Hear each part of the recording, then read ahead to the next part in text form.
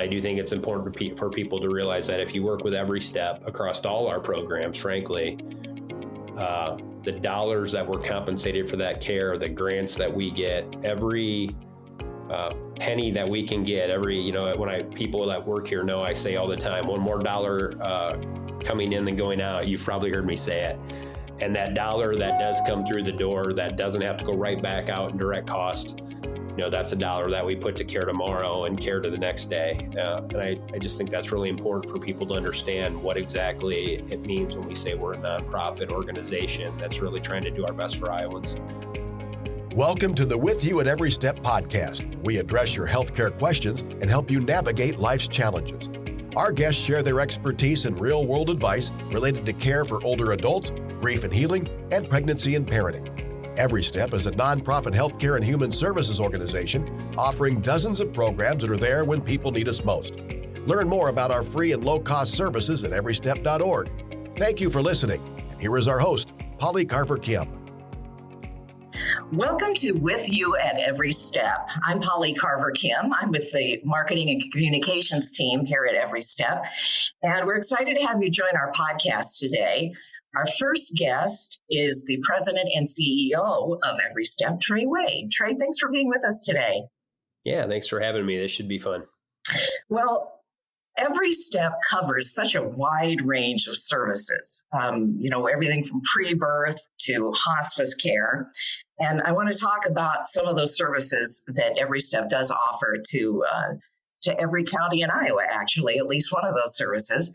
But first, I want to talk about you a little bit. How long have you been with EveryStep? Yeah, I've actually been with the organization for 18 years now.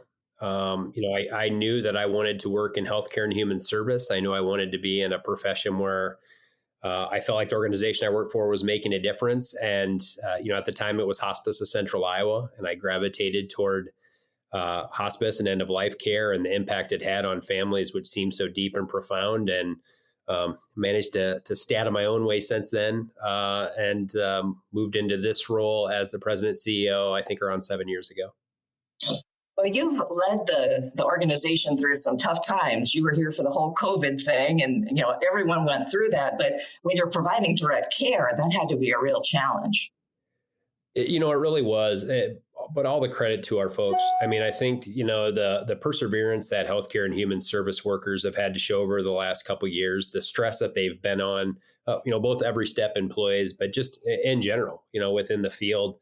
Of those folks that have continued to, head out there, putting themselves in harm's way to make sure that people that really needed critical services were getting them. It's just, I'm in awe of those folks. I happen to be married to one. She doesn't work for us, but my wife's a home care nurse. And so I felt it at work and felt it at home and saw the strain.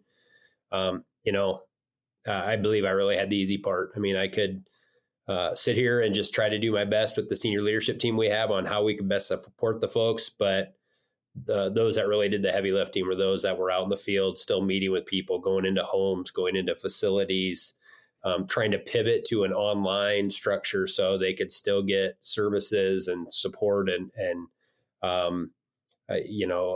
get to the people that needed the services the most across all our 30 programs. It was kind of awe-inspiring. And while it was awful, I look back on it with a lot of pride. We do have a great team of professionals here, staff and volunteers. We have a massive volunteer force that comes out and helps with everything that we do. We're really lucky as an organization to have committed staff. But of course, it's a great working environment, so that's easy to want to stay here. But also the volunteers that we are able to use.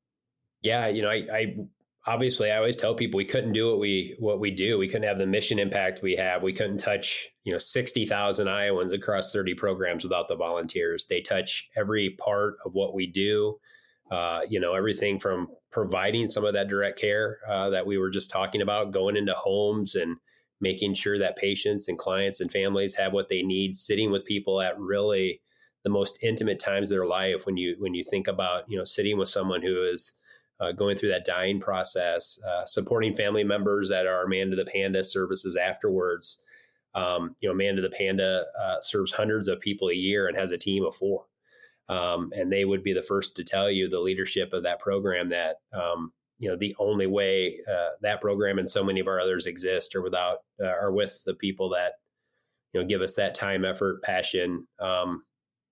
Just dive into it every day and do it all on a volunteer basis.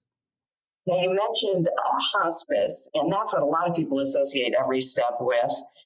Because of our former name, Hospice of Central Iowa. And of course, Amanda the Panda, the grief and loss support programs that we have. I think people are familiar with that, but we go way beyond those two programs. Tell us a little bit about some of the other programs that we have. Yeah, we do. So, I mean, EveryStep came about as an amalgam of a number of different nonprofits, and the core two programs that came together were Hospice of Central Iowa, which we've mentioned, and then Visiting Nurse Services. And Visiting Nurse Services has a number of programs that certainly help people throughout the lifespan. But I would say a core of their services are programs that are built around helping moms, particularly moms that maybe are having their first kiddo or are in an environment where they need some support to ensure that they have a healthy pregnancy, making sure moms are able to have that healthy pregnancy, to take care of themselves and that unborn baby. And then a number of programs that continue after the birth of that child to really make sure that moms and sometimes dads, that family unit and that kiddo have the support they need so that they can, start off life on the right foot and grow up happy and healthy. And usually the end goal is, somewhere around kindergarten, that they're ready to hit school and develop as they should. Can mean anything from nursing visits, human service worker visits, people going into the home. We also have something called the Stork's Nest program, where moms are able to earn points through healthy behaviors during pregnancy, whether that's maintaining employment, smoking cessation, getting those well child checks at the doctor. And with those points that they earn, they're able to go to our Stork's Nest store and use those points to purchase needed things that every young mom or young family needs: cribs and car seats and diapers and formula. And so that was kind of the two main programs. The Visiting Nurse Services doing so much more for maternal child health and helping moms and babies both before the birth and after. And then when you looked at Hospice of Central Iowa with all of those programs that serve people through the end of life. And then, of course, Amanda the Panda, which is serving people after, the death of a loved one. We just felt EveryStep was a fitting name, considering all the things we do. And we really are trying to be with people every step of the way. The commonality, I would say, across our programs, because on the surface, you might say, well, geez, I don't understand why did VNS, Visiting Nurse Services, and Hospice of Central Iowa decide to partner? It was really to drive down the cost of care. By coming together, not only those two organizations and Amanda the Panda, but a number of other hospice and home cares around the state. And, the more that we were able to come together as one common nonprofit, where you get efficiencies, you only need one tray, you only need one poly, you only need one human resource department, one IT department. We really wanted to try to push as many of our dollars as we could to, our frontline staff, our patients, our clients and families, and to best utilize the limited dollars that we have. And so that was kind of the impetus of us all coming together, and it's really worked great. And the range of people that we serve is, my mind is continually expanding with the people that we serve. I've been with a couple of families just in the past week who are immigrants and refugees and don't necessarily speak English. We have a great translator program, the interpreter program. So we really are reaching into the community to help meet the needs of those who don't have sometimes even the ability to access the resources because of language barriers. Yeah, that's really well said. And, the one thing I always stress with our interpretation services is we are so fortunate to have those folks, not only for the obvious, to be interpreters and break down the language barrier, but those are folks who are part of that community. And we really want to focus on, providing culturally competent care, respecting people from all walks of life and all backgrounds. And I think the best way to do that is you employ community members. You employ people that are within that community. And that might mean, the fact that many of our interpreters are speaking their native language when they're interpreting, and English is their second language, and they're part of that community, and they help us navigate not only the language, but their appropriate way to provide care and the customs. And then, on the flip side of that, I look at, when we look outside, certainly with outside of Des Moines, we look at always making sure that leadership is local, our staff is local. We just really always want to make sure that the people providing the services in the community come from that community. They know best. They know much better than I do, or maybe that you do, how to meet the needs of the community. And those are the folks we lean on to make sure that we're always, doing the things not only that the community need, but doing them in the right way. One last question for you, Trey. What is one thing you would like people to know about EveryStep that you just want to have the chance to say, hey, did you know? Yeah, I'd say, gosh, one thing is kind of hard. I would say one of the things that, is kind of a misperception, and I go back to our end of life and our hospice program. A lot of people think hospice kind of in the same way. I always use the metaphor of the Kleenex, right? Like, name a brand of Kleenex. Well, I don't know. It's just Kleenex. And I think people think that about hospice, and certainly about a lot of healthcare and human service programs. And I would say, just because of all the things I talked about today, I would always want to stress to people, they have a choice. We're a nonprofit. We have people that are in your community, from your community, providing the care. We're not sending someone, quote unquote, from Des Moines 2.5 hours into, Southern Iowa to provide care. As a nonprofit, the compensation we get for providing the care goes right back into our patients, our clients, our families, and our staff and our volunteers. Versus there are a lot of for-profit hospices and for-profit healthcare entities, and that's not the case.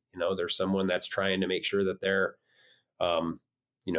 making money off providing that care, and that, I don't have a personal opinion on that, but I do think it's important for people to realize that if you work with EveryStep across all our programs, frankly, the dollars that we're compensated for that care, the grants that we get, every penny that we can get, people that work here know I say all the time, one more dollar coming in than going out. You've probably heard me say it. And that dollar that does come through the door, that doesn't have to go right back out in direct cost, that's a dollar that we put to care tomorrow and care to the next day. And I just think that's really important for people to understand what exactly it means when we say we're a nonprofit organization that's really trying to do our best for Iowans. That is important. Trey, thank you so much for joining us today. Glad to have you. You're welcome. Yeah, it was Trey fun. Wade. Oh, it was fun. Yeah, it is fun. It's not painful, is it? Not at all. Trey Wade, the president and CEO of EveryStep, has been our guest today. Thanks so much for tuning in. We hope to answer some questions you may have about the various services we offer here at EveryStep, and issues and topics that you may be interested in as well. If you want more information about our organization, just head over to everystep.org. If you are interested in accessing some of our services or want more information about how to find the care that you need, we would ask you to go to everystep.org/care. And that is with you at EveryStep for this time. I'm Polly Carver-Kim, and thanks so much for joining us.